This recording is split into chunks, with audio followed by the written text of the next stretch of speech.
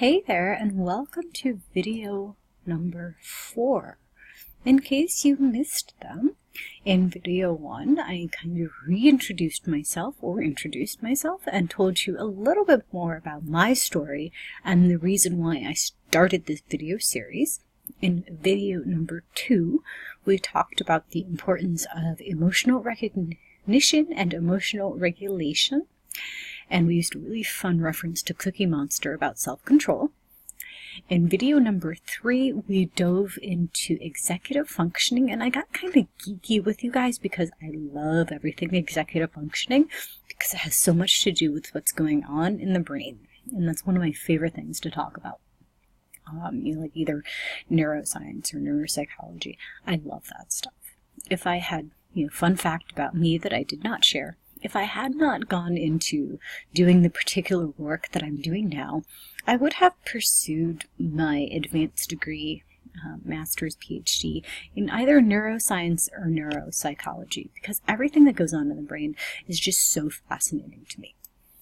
But instead, I chose to do this, and I do not regret one single second of it. So now that we have talked about this emotional regulation stuff, the emotional recognition piece, and the executive functioning, you might just be wondering, why in the world would I spend almost 40 minutes, because all those two videos were about 20 minutes each, talking to you about emotional regulation and executive functioning? And the reason why is because those two things were two of the most important components of the system that I developed to transform my relationship with my kids. And if you remember, I talked to you about that one big important mindset shift that I had to make about my child's behavior and my approach to her behavior. So that one big thing, and remember I told you there was more to it than just that one big thing. The other piece behind that was that I had to tell myself, my child was not giving me a hard time. My child was having a hard time. And with my nonverbal autistic daughter in particular, the biggest thing I had to remember was that if I was having a hard time dealing with this situation, and I have full capacity to regulate my emotions and my reactions, and I have a full vocabulary to name and to recognize my emotions, and I have the means and the wherewithal to process all the information that's going on, she does not. She is a non-verbal or non-speaking individual, so she does not have that expressive vocabulary. It's very difficult for her to focus, and she does have problems with impulse control. It's not quite as bad as it used to be, but it's still there. So when I kept all of those things in mind, and I started to look at what was going on behind her behaviors, which was just on the surface, so we want to think about that like the iceberg, the behavior iceberg. What we see at the surface, which is the outward behavior, is just the very tip of what's going on. We need to look at all the things that are going on beneath the behaviors. But what exactly is behavior? Behavior is anything that we do, whether it's good, bad, or neutral. And behavior happens because we are either trying to get positive input from a situation or trying to avoid the negative input from a situation. Behavior, at its very core, happens because it is serving a function or producing an outcome. So, for example, to give you a very simple and very basic example, eating serves the function of satisfying hunger. So our behavior in this case is just eating, and it's serving this very simple function of satisfying our hunger. But when we start to view our child as the problem, you are then taking the focus away from the behavior, and you are also missing out on the fact that you are an adult, and that you as an adult have this additional ability to fully recognize and process what's going on. So instead of looking at our child as the problem, we need to look at the behavior. And we need to look at the thoughts and the feelings and the purpose and all of those other things that factor into behavior. So when we are dealing with behavior, we need to also remember that any individual is just doing the best they can in any given situation with the skills, education, physical and emotional state, or past experiences. All of that is important to keep in mind, because when we talked about that executive functioning and the deficits associated with it, so that's our working memory, that's our ability to process things, that ties into our self-regulation, our self-control.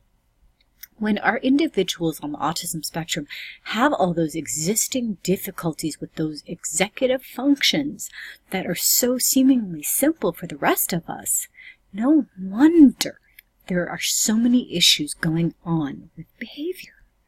And there's just that. We need to keep that in mind, that they are having struggles and difficulties with these things that we take for granted because it really is just second nature for us. So now we need to start rethinking our approach to behavior as parents and caregivers. And like I said in that very first video, the most important thing that I could have ever done in changing and transforming and revolutionizing my relationship with my autistic daughter, and in turn with all of my kids, was that I had to start rethinking my own approach to behavior.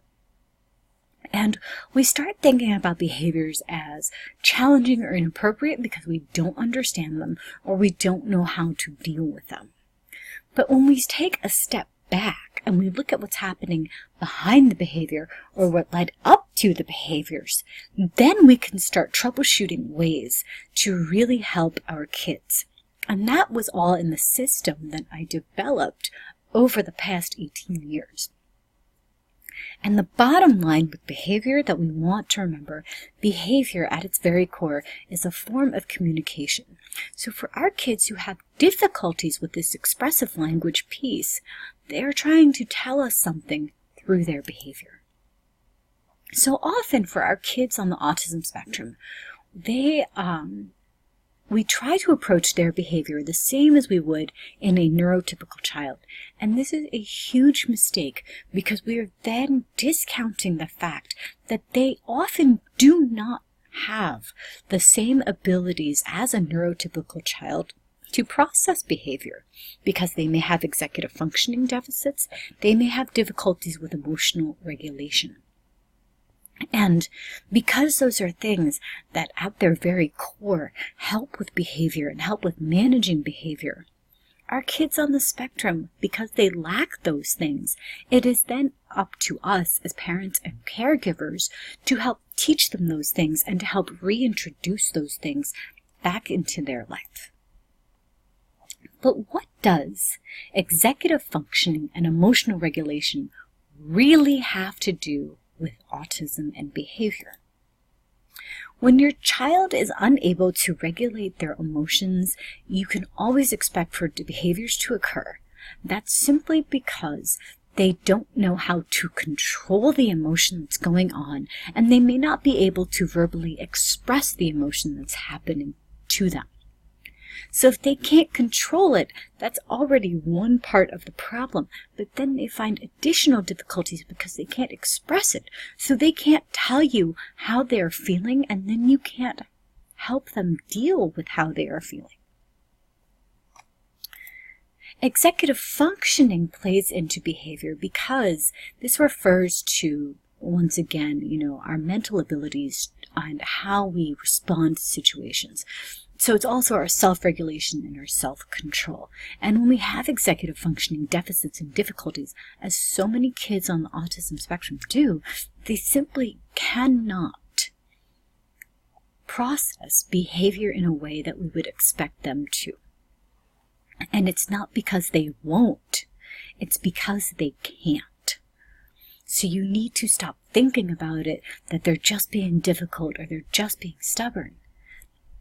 No, they can't do it. So that all ties in with emotional control, and those are our relational experiences throughout life that develop in those prefrontal regions, which again, that's tied to our executive functioning piece. And those are the neural pathways that develop in response to the relationships that we have with others.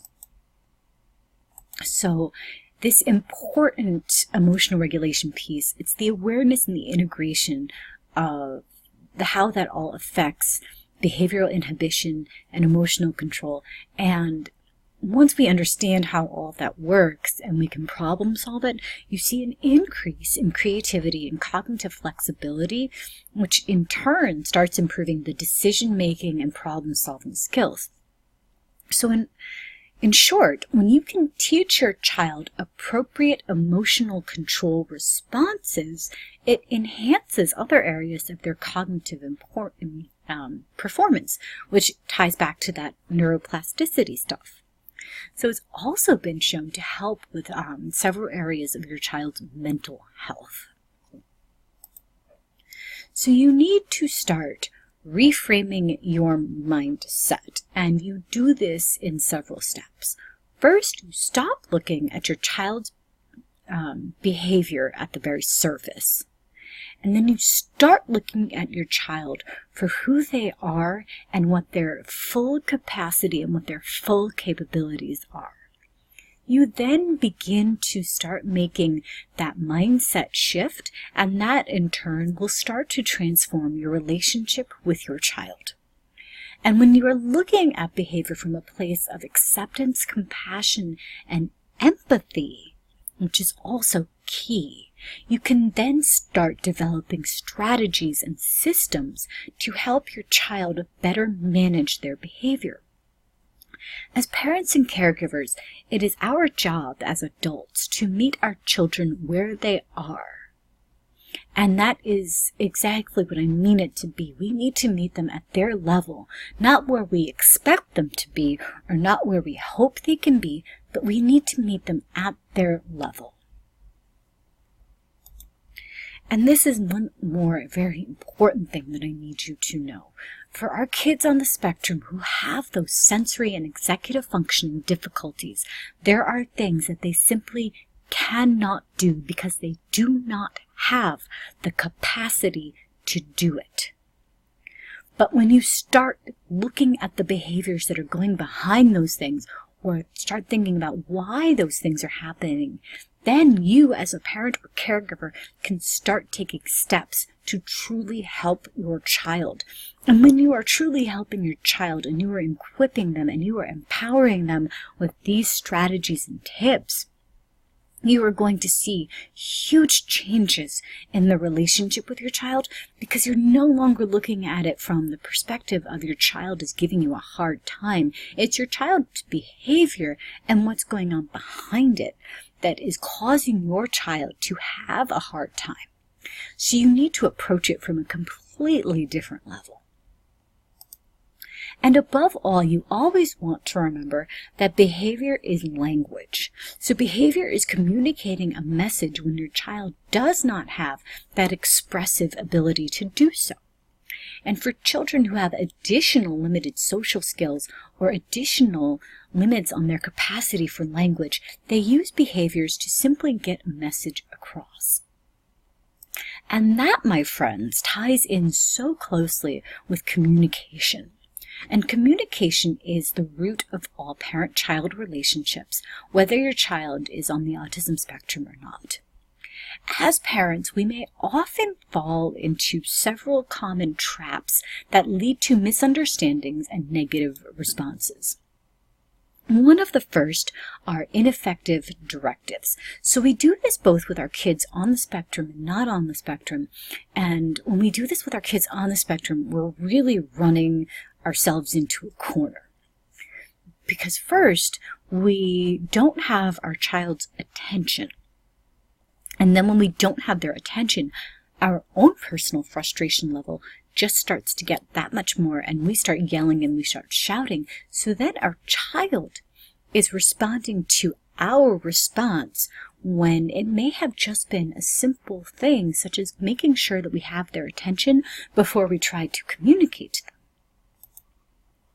Next is stringing together too many unrelated commands, or just simply stringing together way too many things. Like, For my daughter, we had to break things down into very simple steps and in all steps possible. And I know this might seem a bit over the top, but for her it was necessary because she had to see all of the steps.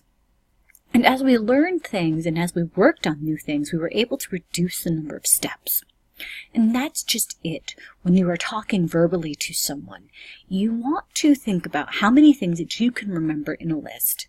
And then think about your child, especially your child on the autism spectrum, who has a limited capacity for remembering these things in these specific situations.